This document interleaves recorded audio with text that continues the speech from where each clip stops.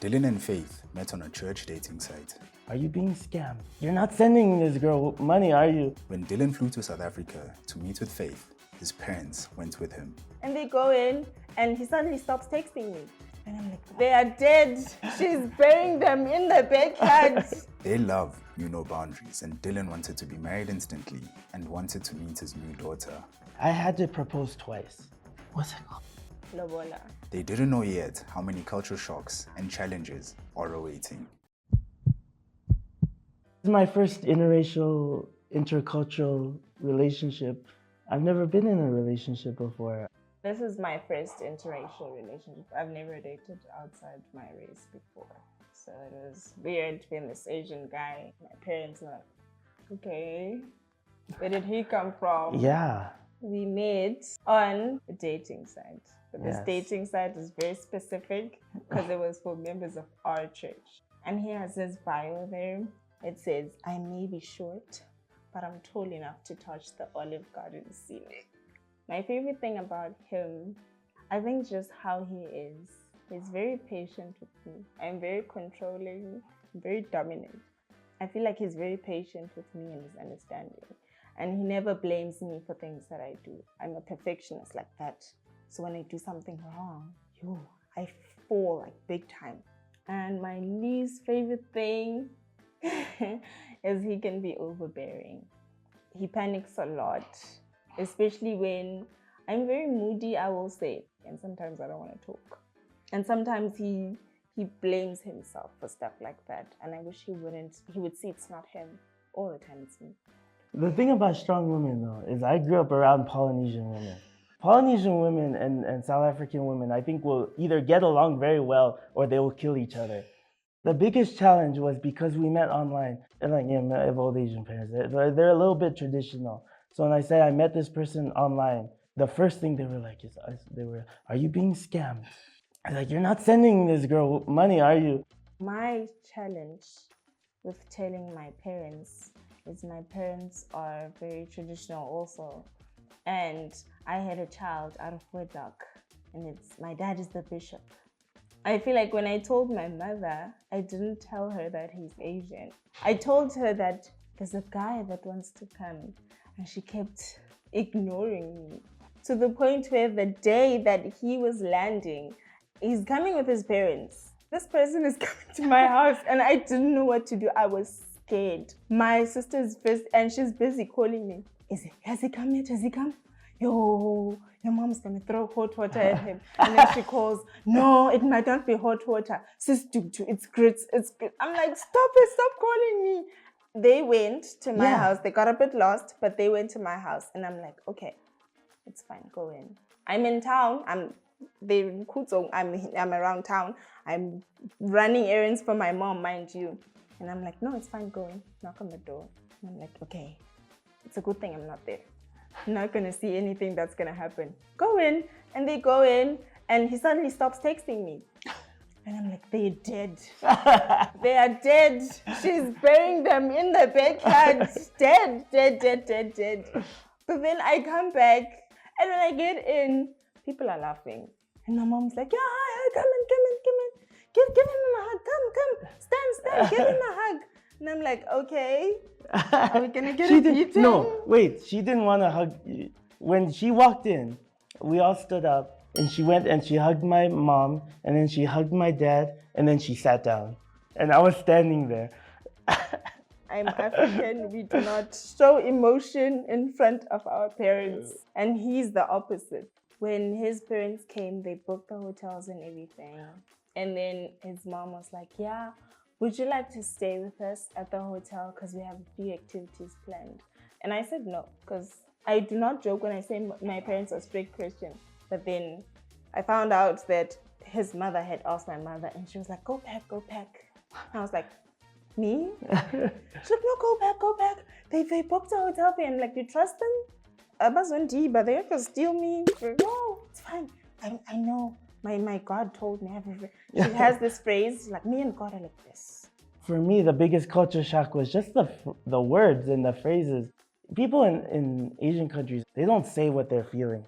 It's not like polite to like say what is on your mind. it was weird how in South Africa, there were all the things I thought would be the same as the US were different. And all the things I thought would be different is the same. Oh, and she kept saying, so in the US, we don't call them robots.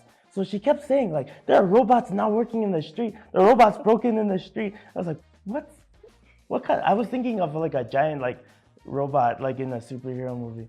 I don't think I've had much culture shocks because I haven't been to Hawaii. Yeah. But for me, I think for now it was mannerisms. Coming from an African home, boyfriend, you don't say the word boyfriend in front of your parents. You don't say those things. When people kiss on the TV, you stand up and you go wash the dishes. And you come back when it's settled, and you don't stay up. And after 10, you don't watch TV. You just stand up and go sleep because... But with him, even around his parents, he's like, Archie. And I'm like, don't. We met on a dating profile, so it said that she had a daughter. Actually, one of the first things I asked was, I want to see what your daughter, because I love, kids. I have the maturity of a 5-year-old. As soon as I saw the picture, that's like the cutest baby I've ever seen. And then whenever we would FaceTime, she would show, and she wouldn't want to look at me. And then when I met in person, I was like, oh, come, let me give you a hug, or here's some treats. I was like trying to bribe her for love. And then she would be like, no. Throwing the mom under the bus is a great way to build relationship with a daughter. Yeah. It's like, what's Lucolo doing? Is she? And she'll be like, yeah, she yelled at me. When I had her, the first thing I thought of doing was going back home. And my mother didn't talk to me for 6 months. But the moment she was born, my mother took us because I gave birth at the clinic. She was there. She gave her first bath because she was this tiny.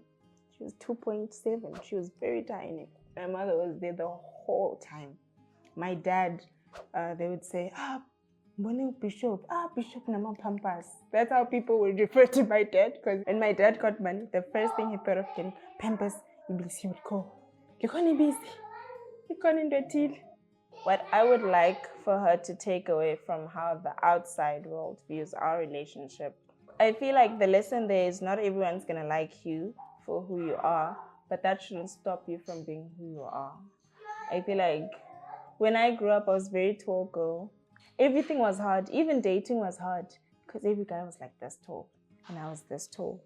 I didn't have confidence that much, but my mom kept on buying me heels, like these tiny heels for church, and I kept wearing them.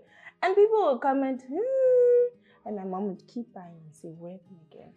And I feel like that taught me to say, you should stand tall, no matter how tall you are amongst other people.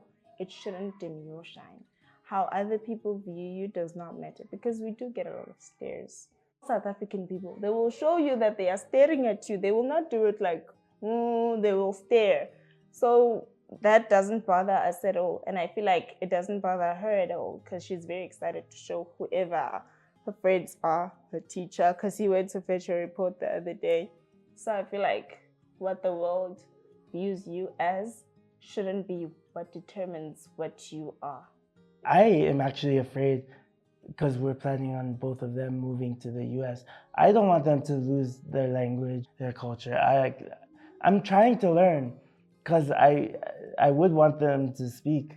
We did, because when we got married, talk about giving her middle name. Mm-hmm. And in Hawaii, it's very, very tradition to have long Hawaiian middle names. Mm-hmm. You go to like a graduation and it takes like 5 days because they have to read everyone's name, and everyone's name is like 2 sentences long.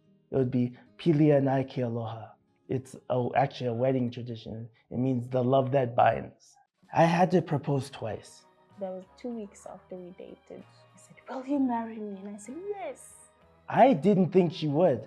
No, if we're counting that one, then there were 3 proposals. Instead of saying, she said yes. And I was like, oh, okay, I guess I'm getting married. So that was the first one. Mm-hmm. The second one is when I proposed. It was shortly after we met for the first time. Mm-hmm. I arrived July 6th. And then on August 5th, we were video talking and I proposed to her then. Oh, you did the proper proposal? Yes, I 'Cause did he the didn't proper- propose, and we've been trying to get married. So it's been a long process trying Yes. to get married. So we were engaged since, and we only got married like officially last year. So he came back this year, February.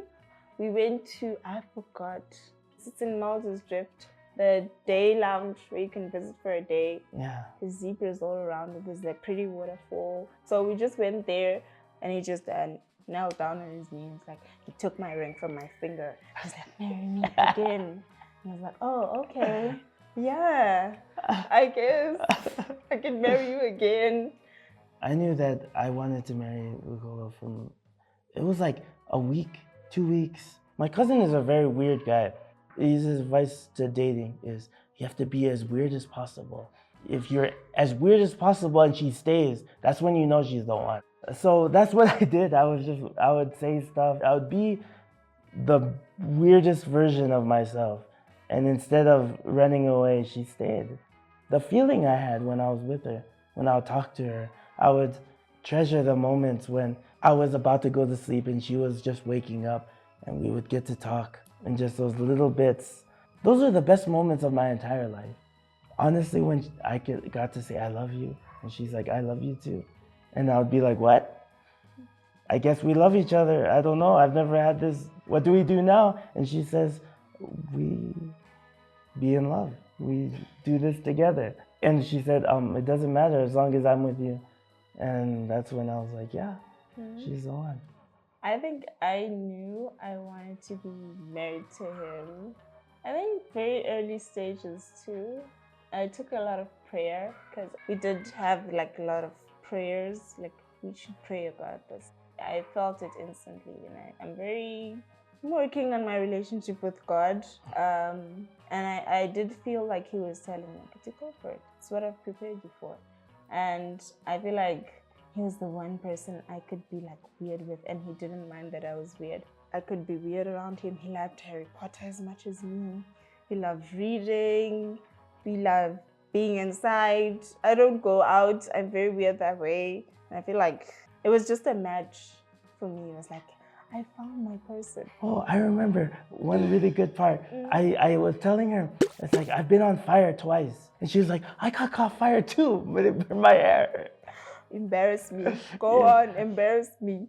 To save me from embarrassment, can you talk about So he it? hasn't paid lobola yet because of the legal procedure, because of the spousal visa. We had to get married like as fast as we can. And then my mother did suggest to Guti, he's gonna go and kokota when everything has settled down, because she wants to do everything proper. Because my grandfather, in his Xhosa, we have something that's called Inklabi. So my grandfather was Inklabi, sort of like a clan leader. And she's the firstborn of that leader. So he's still gonna go and ayokokota and do all those things. Because my grandfathers are waiting for him. Yes. We did inform them that we're gonna have a marriage. This is how things are gonna go. And they were very fine with it. They're very understanding. So they're just waiting for him. Yes. They're gonna butcher him when he gets there. Yes, I am prepared for that. But it's funny, in Polynesian culture, they have the same, it's the same thing. And it's the same thing, it's cows. So it's weird how on two opposite sides of the world, it's, so when she told me about it, I was like, oh yeah, I know exactly what that is. It was sort of like a white wedding, but we changed into our traditional outfits because my mom is a very proud Xhosa woman. She said, even though we didn't do the lobola, you're gonna have to change into a Xhosa dress. And he was very excited for that, obviously. So we had the venue, we had church people, we had his family there. We had that nice little wedding. Yeah. Little. There was like 200. There were a lot of people. 200, 300 people. Yeah, because my dad had to take out a whole bus. Yeah, they took a bus. Them. And it was all her side because the only people that could come from me is my parents, my brother, my sister-in-law, and my two nieces. But it's cool because both of my nieces, they do hula, like the Hawaiian hula dance. So they got to perform at the wedding, which they really wanted to do. I just want the paper to be signed and for us to be married. That's the only thing that's important to me right now. And that my pants didn't split while during the ceremony. And so I feel like what was important for me for the wedding and the wedding planning is my mother getting everything she wants. Because if it was up to me, and she's gonna hate me for saying this, I hope she doesn't see this. But if it was up to me, we would go at church and sign and come back, and just because I love money and I want that money here. I want to say this, but I really, really don't want it to sound offensive. They were so happy to do the traditional because my brother was like, "Oh, it's like the Black Panther clothes," and so they were just so and excited about it. Taller, Yeah, so and his then they were nieces like, keep saying, "Wakanda forever." Hawaii is based on everyone is mixed race in Hawaii. It's actually rare to be in Hawaii and say, "Oh, this person is just one race." Everyone is mixed. Everyone is a mix of Japanese, Chinese, Korean, Portuguese, Samoan, Tongan. So for in Hawaii, it's like totally normal. But I just want to say, when I'm in South Africa, and there's like a guy, and the guy's just talking to me, and he's like, "Oh, what are you doing here?" And it's like, "Oh, I'm here to see my wife." And it's like, "Wife? It's South African." And be like, "Yeah." It's like, What is she?" And it's like, "Yeah, she's black." And she's like, "Yo, oh. Yeah, but I feel like it's just the stares. Nobody has actually done No. or said anything mean to us. It's always like, Yeah. like, So it's just weird people looking at you all the time. Whether you're in a shop just trying to shop for sneakers or groceries, and people are like, It also is the fact that I'm shorter, because I think that comes with its own set of stigmas. but being with him, every cashier smiles. They're like, Yes, I know. yeah, okay, give me your card. Even if it declines, try again. I think we've had a few on my TikTok. It's not like negative comments. It would just be like offensive comments. Oh. Like I've had a comment where I posted a video and someone was just like, "Oh, sushi girl." And I was like, I don't even like sushi. And another one, which I didn't, it was not offensive, it was funny. Someone said, "Oh, girl, when an istufusa, Dragon City was istufusa." And I was like, "Oh, that's funny." But yeah, that's funny, but no. But I don't think we've had any negative comments. But I don't even like try to delete them. I just like every comment on my page. Yeah, if I were to talk to somebody in a interracial relationship that was scared, I would say to embrace the difference. Embrace the fact that you are doing something that other people are too afraid to do. Because to me, it only brings the world closer.